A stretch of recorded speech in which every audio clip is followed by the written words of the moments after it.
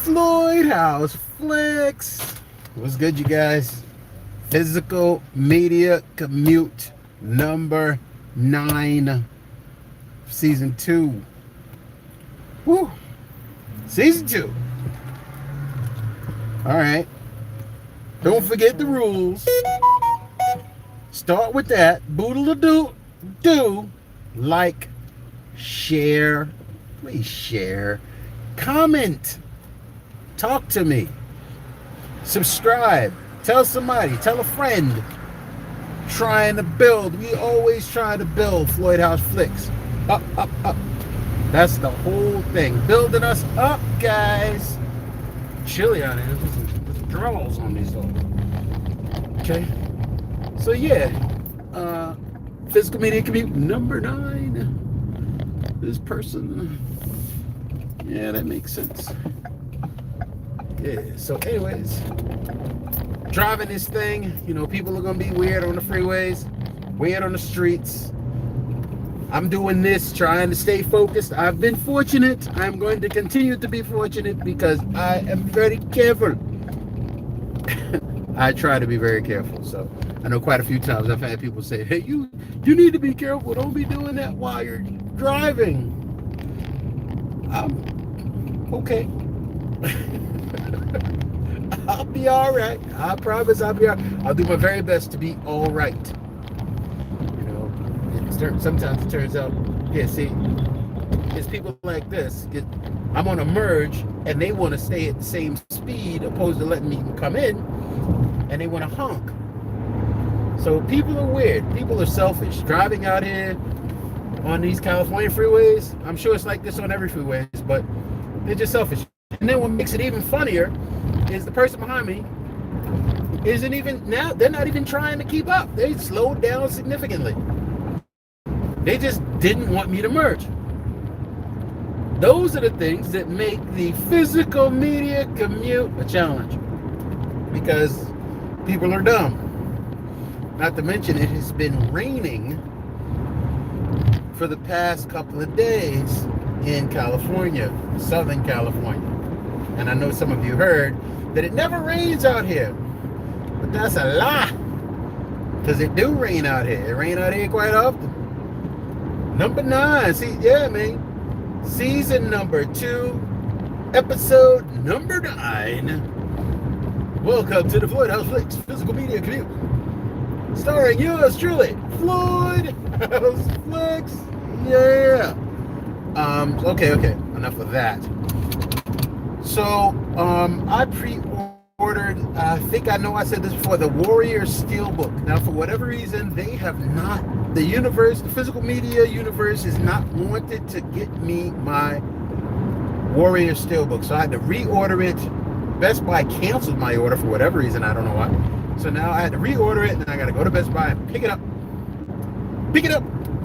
And this same thing happened to my It's a Wonderful Life Steelbook. It was always like $9 or whatever at Walmart. Like, it still might be. Water. And every time I would order it, I think it happened 3 times. A steelbook that I don't really even want. I don't really even want it. You watched the War last night? I haven't seen the Warriors in a minute, but I'm looking forward to watching it, so I'm gonna go pick it up today. I don't even know why I ordered it, to be honest, because I know they're gonna come out with a steelbook, 4K steelbook. I'm pretty sure they are. But I think what helped is I got it on, at a decent price, more cheaper than retail. So I was able to get it on the cheap. So that's kind of one of the reasons I got it. So I'm gonna go pick that up this afternoon as I'm on my way home. And then I have this, somebody tell me if I'm tripping, but everybody's going on about this Highlander Steelbook. But I know the Best Buy, the Lionsgate Highlander Steelbook is different than the Highlander Steelbook that's on Amazon. This Studio Canal version. Why are people like freaking out over the Studio Canal when I think The Lionsgate, if I'm not mistaken, correct me if I'm wrong, the Best Buy Steelbook is like way better.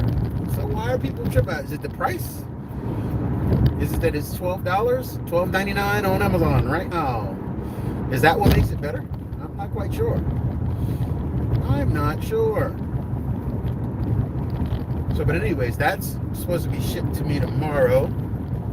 That's supposed to be shipped to me tomorrow. Carrie is supposed to be shipped to me tomorrow. The Carrie Steelbook. There's something else that I'm supposed to get on Wednesday. It's gonna be a lot of wrap-ups for the rest of the year. It's gonna be a movie hunter. A question for Movie Hunter. Movie Hunter is the man with the answers. Well, answer us, Movie Hunter. Wherever you are.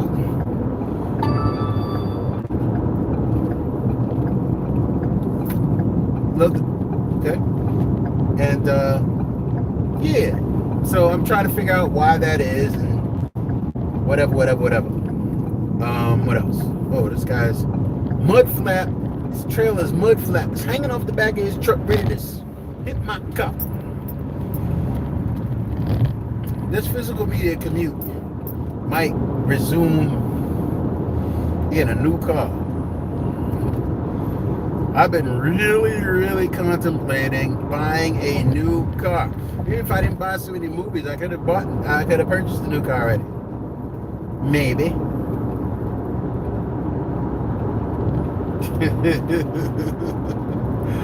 But anyways,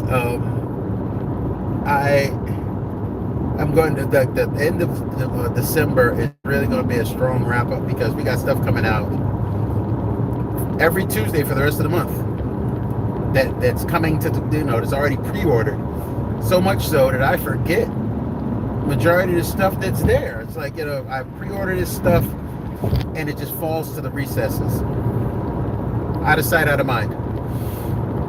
Which is bad because that means you don't even care. I'm buying stuff, I don't even care. Oh, I reached out to the homie Side Hustle Cinema.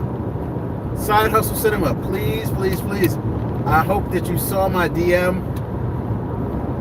And if you haven't, check the DM. Let me know what you think. And we'll play it by ear. Side Hustle Cinema, of course. The slipcover king. Trying to get some slipcovers. If you need slipcovers, reach out to Side Hustle. He's the man. He's got a store on YouTube. I mean on eBay, I'm sorry. And I'm telling you, his work is spot on. Spot on indeed. So today at 8 p.m. Eastern, so I guess that's 5 o'clock my time, Floyd House Flicks is doing the conversation with KB Loves Movies. What do you think about that? That's going to be fun. And it's going to be the smokers edition, the smoking edition. We're going to smoke cigars, possibly taste a little something, and talk about movies. It should be fun. 5 p.m. Pacific, 8 p.m. Eastern. Please hook up with us and see what comes of it, because you know how we do is we go in for the fun of it. See if we can make something epic. Okay. What else? Got that Children Shouldn't Play with Dead Things for a Day. One of those movies that just really sits out as an old-time classic. This movie is like, just back, like I said before, it's back before people became jaded and unaffected by weird shit. Nowadays, weird shit is the norm. Nowadays, it's not unusual to see a bleeding head or a weird, everybody's so desensitized to weird shit. And children shouldn't play with dead things. It's one of those movies that at its time was really weird. You know, really weird, very yeah, it was just creepy. So I still haven't watched it. I opened it up. It's a 3-disc set. It's pretty man, I'll tell you what, those special edition, what was it? Blade Runner, Goodfellas, Scarface, and 1917. Those special edition releases are fire. I saw 2 people review them, and they are amazing. Out of all of those movies, out of the 4 so far, I do think that I want 1917. But above all else, I want Goodfellas. Goodfellas is my #1 go-to movie. Just cause. I mean, love Robert De Niro, love Joe Pesci. Anything with those 2 guys in it is going to be insane. So I had to eagerly place it upon my Christmas list. Don't know that I'll get it, and that's cool, because it's not necessarily something that I would even open.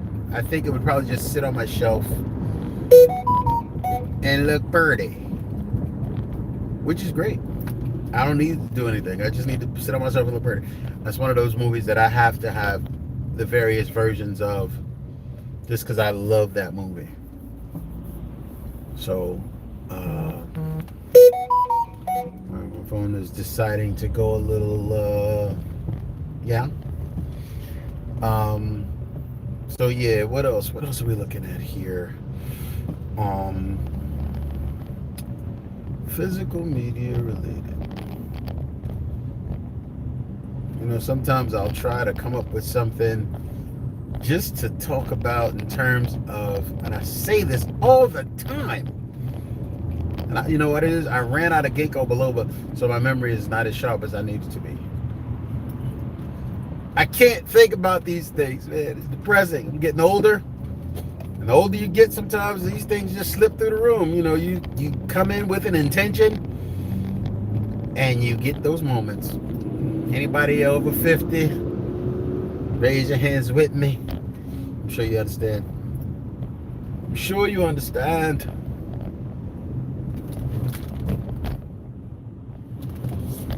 So, yep. We're gonna say, let's see, I'm still waiting for my Kino collection. I'm still waiting. I talked about Kino and their slow shipping, which I don't remember it being this slow before, but they are taking these sweet ass time. I said Carrie. I said I was waiting for Carrie. I got that from Amazon, so I believe that's tomorrow. What else? Something is coming out tomorrow that I should be getting today from Best Buy. God darn it, I can't remember. I'll tell you what, these physical media commutes is getting slow. Slow and low.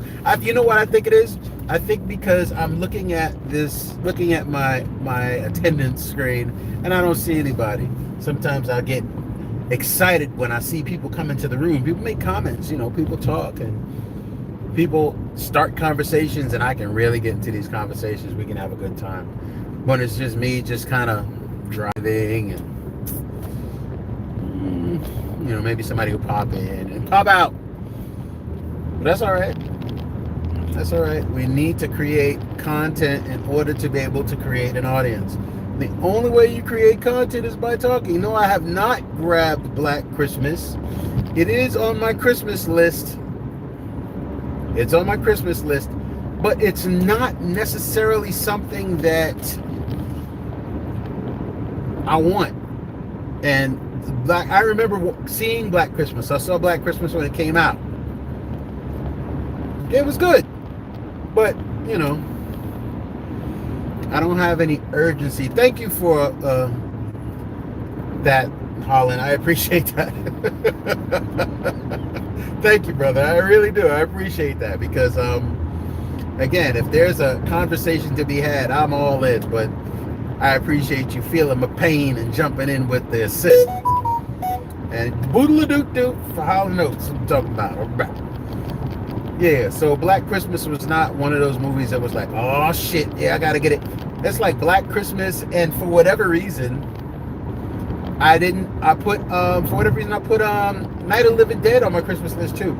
And Night of the Living Dead is a movie that I have a Blu-ray version of. What's up, Jerry? Yeah, it's a movie that I have the Blu-ray of that I just didn't feel the urgency. Christmas list, yes. Be putting movies on my Christmas. This is how my family shops for each other.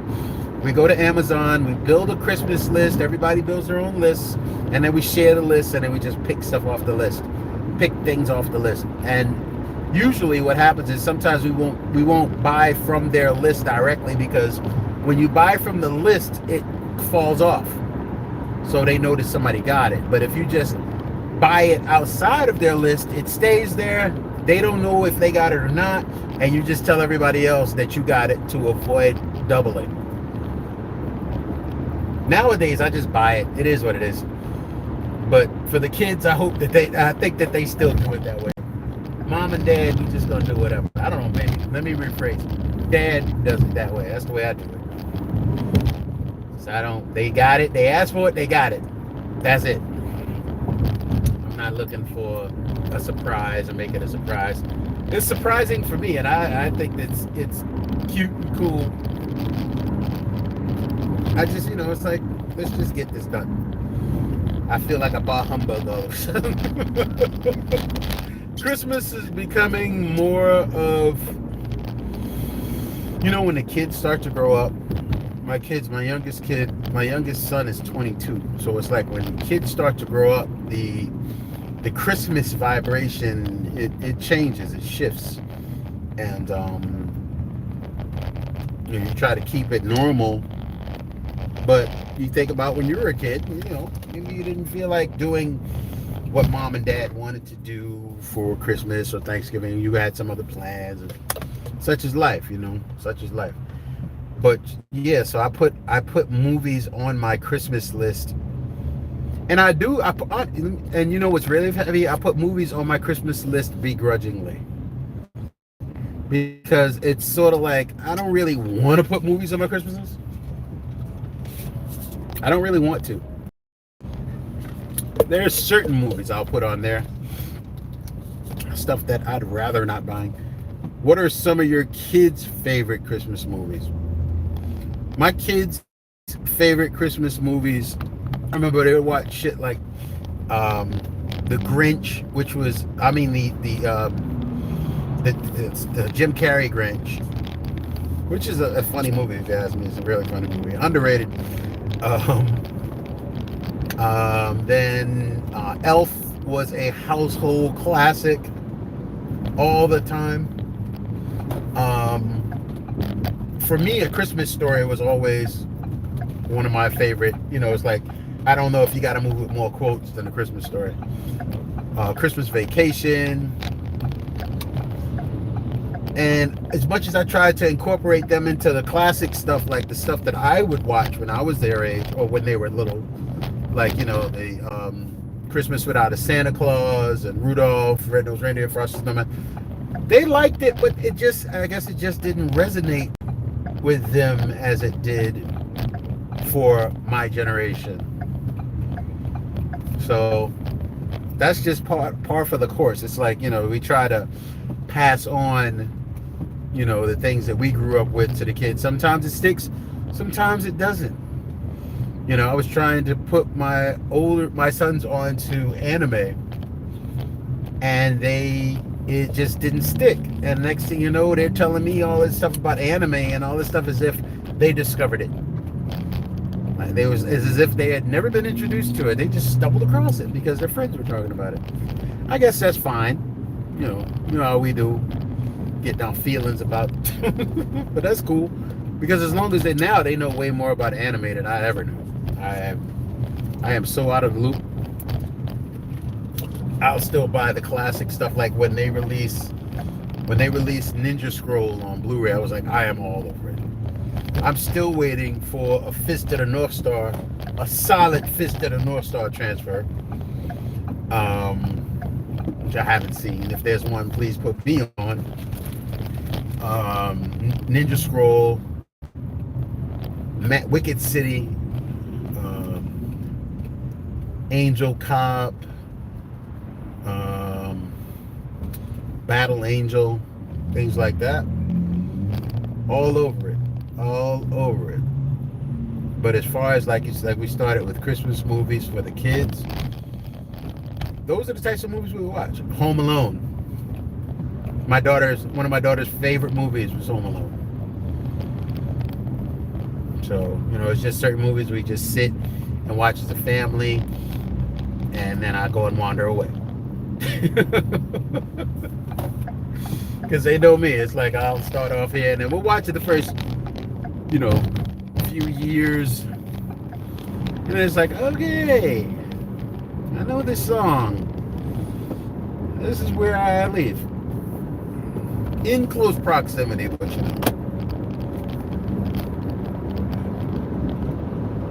So yeah. So do you guys open up gifts on Christmas Day? Or do you do midnight Christmas morning? We've always been a midnight Christmas morning kind of family. Always. I remember back when I was a kid, we'd go to sleep Christmas Eve. They always made us go to sleep like mad early, like 7, 8 o'clock Christmas Eve. And then wake us up at midnight, open up toys. And that tradition is continued to my household, because that's pretty much what we do.